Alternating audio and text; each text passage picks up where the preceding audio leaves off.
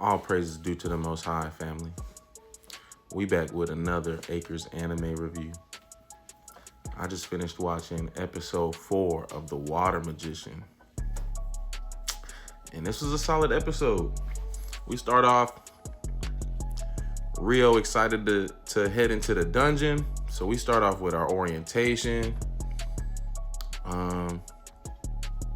Something behind Rio's, like, I don't know if it's just because Rio's like a human, from the human world, and now he's in an isekai. But so like everybody was impressed. He asked about instant travel into the dungeon. Right, but so anyhow, the group of rooks go into the dungeon, only the first floor. And in the orientation, they told us that we really wasn't gonna run into anything on the first floor. Like, it's really just supposed to be some bats. But Rio and his, rookie buddy Eamon,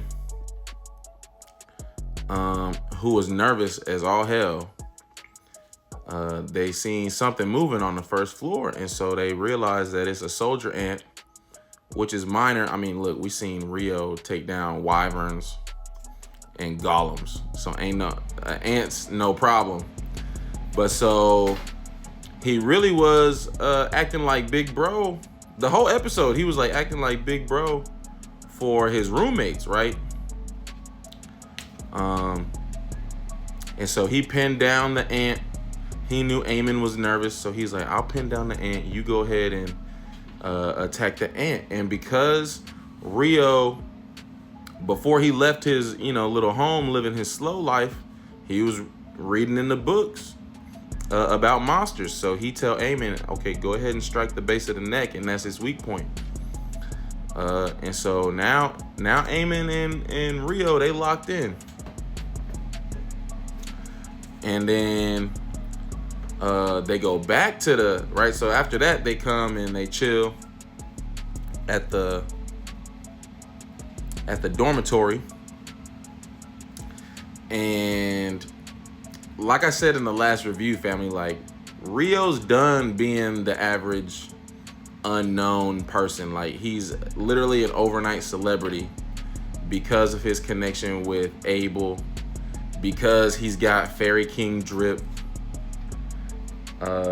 because he became a rookie starting at D rank instead of F rank. He's literally an overnight celebrity. And this episode made it very evident that that is the case. So he hanging out with his roommates, they, having dinner after a day dungeoning. And Abel pop up, he overheard their conversation. They was really pondering, why did we run into some soldier ants on the first layer? Like, it's really just supposed to be bats on the first layer. And Abel chime in, he pop up, and he chime in and he say, well, soldier ants are usually on the second and third layer, but they be digging holes, and so on a rare occasion, they pop up on the first layer. Now, I don't think this is a rare occasion, because when they was doing the dungeon orientation, old boy mentioned, and I forgot the name of the phenomenon, but there's a phenomenon that every few years, the monsters in the dungeon multiply.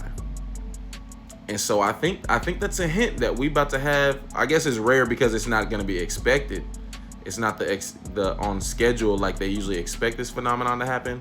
But because they explain that, and because we seeing soldier ants where they're not supposed to be, and because of who pulled up on Rio on the second half of the episode, like, something's going down almost immediately. But so Abel chime in, he explained that, and the rest of Rio's roommates are like, they're starstruck by Abel, right? And they impressed that Rio is like friends with him. Now, when the rest of the Crimson Sword gang pull up, like, I think it was the last episode where the magician, the wind magician, I think she a wind magician because her staff got a green magic stone on it. But as Abel was explaining what he witnessed Rio do on her journey back to Loon, she was hating on him. Like, she did not believe anything that Abel had to say. So when she see Rio in person, she's staring at him uncomfortably, and so the rest of the crew had to like pull her back, like, hey, say you doing too much right now.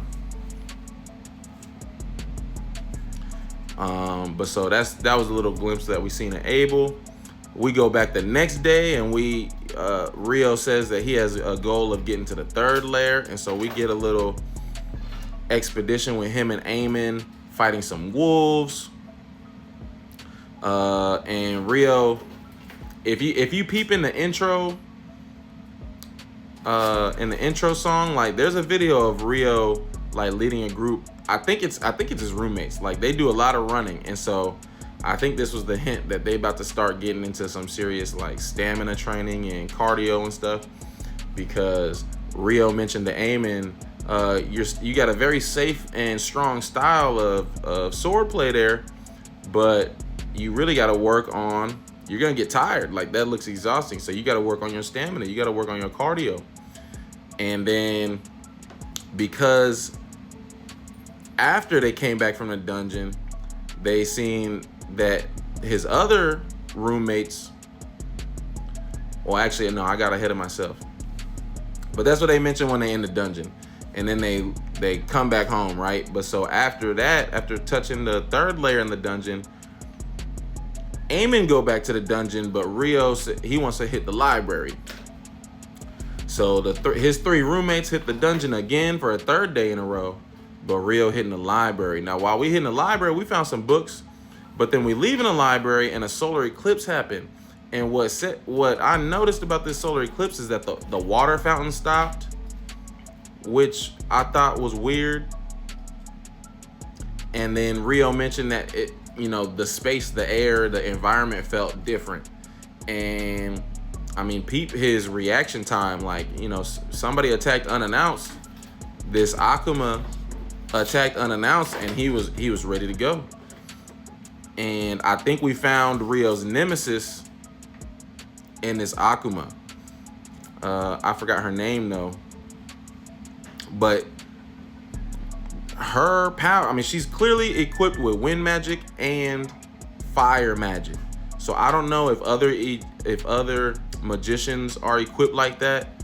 I don't know if maybe Rio lucked out because he's a water magician, and so you can manipulate water in multiple forms, but that seems like a tough matchup.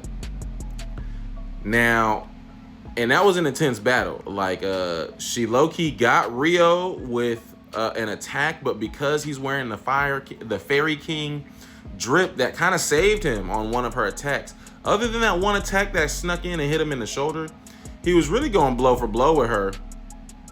And I don't know if what did her in, I mean, obviously she was on a time limit because she, for some reason that we didn't get explained, she could only stick around and fight as long as the solar eclipse lasted. But I don't know if the rain, like what we saw did her in at the end was rain started falling on her. And I don't know if that rain was a spell from Rio or if it was just like a quick rain spurt. I don't know. What I noticed about Rio in this fight is he did not have to really do any incantations for his spells. He's swinging the sword and casting spells like at the same time. So he's really gonna be a problem for some people in the future. He's really already on another level of magician. But so the Akuma is leaving because she got a time limit. She said, hey, you're gonna run into us some more. So we're probably gonna, she seemed like the main nemesis, but we're probably gonna have to deal with other Akuma for sure. Not even probably, for sure we're gonna have to deal with other Akuma. And then after that, Rio pull up back at the dormitory, but he see his homies not really there. So he look outside and see that his homies are being bullied. And so he saved them from the bullies. But so you see, like he really big broed like of his dormitory already, of his roommates, of him, Eamon, and the other two. I forgot all the names, but he mentioned because they're tired from the dungeon. He's like, yeah, we really got to work on our stamina and get our energy up. So I think that's what the next episode gonna be, is like a little training arc maybe. But Rio's him already. Peace. Peace and love.